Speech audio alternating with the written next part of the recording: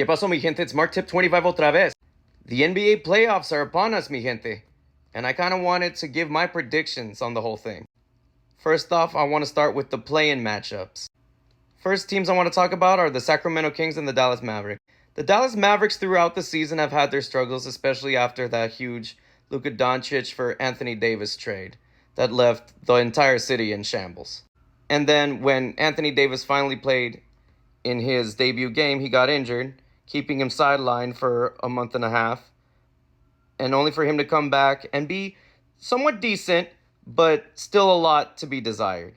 Max Christie started off well, but has kind of plummeted since then. A lot of pieces on the Mavericks kept getting injured, and there were times that it could have seemed that the Mavericks had to forfeit games, but luckily that didn't end up happening. Nonetheless, there has been a huge inconsistency in lineups, which has been kind of hard for Jason Kidd to kind of keep up with. Even in games being close, they couldn't end up closing it out because they just couldn't figure out the lineup to keep them in certain games.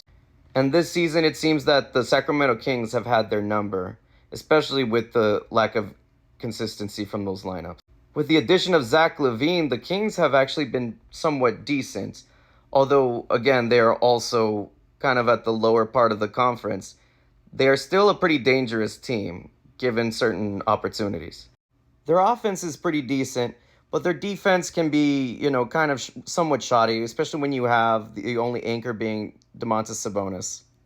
But ultimately, I think even with a healthier squad the Mavericks have now, I just think the lack of consistency throughout the season has left a lot to be desired. And again, I think without having Kyrie Irving, who is injured, as a matter of fact, against the Sacramento Kings, I think it's going to be hard for the Mavericks to pull off a win against the Sacramento Kings. Although I still think there may still be a shot if Brandon Williams plays up to par, because he's been really vital for this team lately.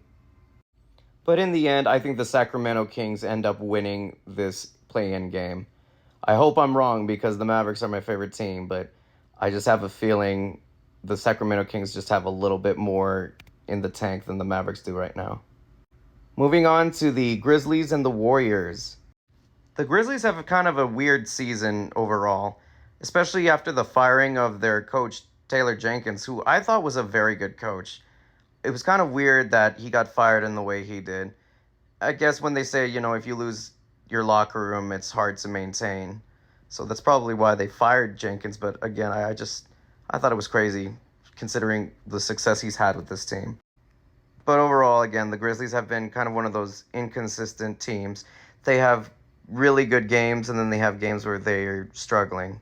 So it's kind of left to be desired to see what they end up doing. The Warriors have kind of had a up and down season themselves. At the trade deadline, acquiring Jimmy Butler in a trade has helped their chances a lot more. Granted, they still ended up in the play-in. They were very close to being in the playoff race, but they, kind of faltered at the end. And Steph Curry has been doing his best to carry this team the best he can, with a lot of pieces kind of just being, not 100% the best right now. And even Jimmy Butler has kind of not had his best season. But overall, the Warriors have kind of had the Grizzlies' number this year, winning 3 out of the 4 matchups that they had. So in the end, I think the experience of the Warriors ends up ultimately beating the Grizzlies, especially with the lack of a coach the Grizzlies have. I think the Warriors will exploit that. Now moving on to the Chicago Bulls and the Miami Heat. The Chicago Bulls seem to be dominating the Miami Heat in the season series, especially with the loss of Jimmy Butler. The Miami Heat seem to be in a kind of limbo area where they just cannot really find themselves. Although they have decent pieces, it's just, I don't think, enough to make a decent push like they've had in other years. Although Eric Spoelstra has still been a very great coach as far as getting the most out of his players. However, I think the Chicago Bulls have just been way too good this season as far as the improvement overall.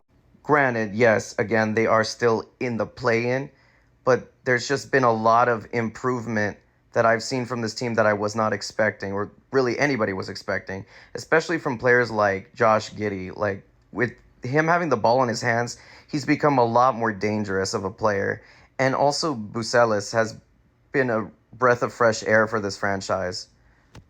So in the end, I see the Chicago Bulls just having the upper hand yet again on the Miami Heat, especially considering the momentum they've had throughout the remainder of this season. As far as the Orlando Magic and the Atlanta Hawks are concerned, I'm kind of at a loss. Although the Atlanta Hawks have kind of won the season series against the Magic, I still think the Magic are still a pretty good threat in these playoffs. In the inexperience might be the thing that ultimately, kills them, but I think they can still match pretty well with the Atlanta Hawks. If anything, I think this might be a pretty decent upset if the Magic beat the Hawks. And to be honest, I'm pretty confident that the Magic will beat the Hawks.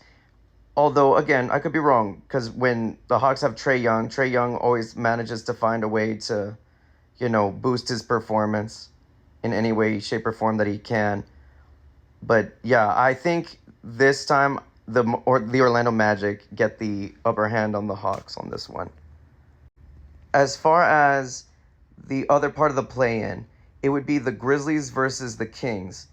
And kind of a similar situation with the Warriors, the lack of a coach and kind of the inexperience. But I think considering the talent that the Grizzlies do have, I think that ultimately gives them the upper hand against this Kings team, even though they've had a pretty good, run themselves. I just think the Grizzlies have a little bit too much talent for the Kings.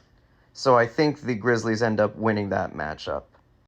And bear in mind, the Grizzlies were also another team that was pretty much high in the standings for quite a while until they kind of had a little bit of a dip in the wins column for quite a bit of time, especially after the firing of their coach. So again, like, the Grizzlies are still a threat. So I think, once again, that gives them the upper hand on a team like the Kings. As far as on the eastern side of things, you would have the Bulls and the Hawks fighting for that final playoff spot. And again, this is kind of tough to call because you could probably go with either team on this one. But I think the Bulls ultimately have just a little bit more firepower on their side. And Trae Young, although he is an amazing offensive player, I just think his defensive issues can cause the Hawks to pretty much get exposed. So I think this ends up being another upset of sorts where the Bulls beat the Hawks. So that would put in the western side of things, the Warriors having the 7th seed, and they would face the Rockets in the playoffs, and the Grizzlies getting the 8th seed facing the Thunder in the playoffs. And on the eastern side, you would have the Orlando Magic getting the 7th seed against the Celtics, which would be a pretty cool matchup. And then on the 8th seed, we would have the Bulls taking that final spot going up against the Cleveland Cavaliers. So those are my thoughts about the play-in tournament.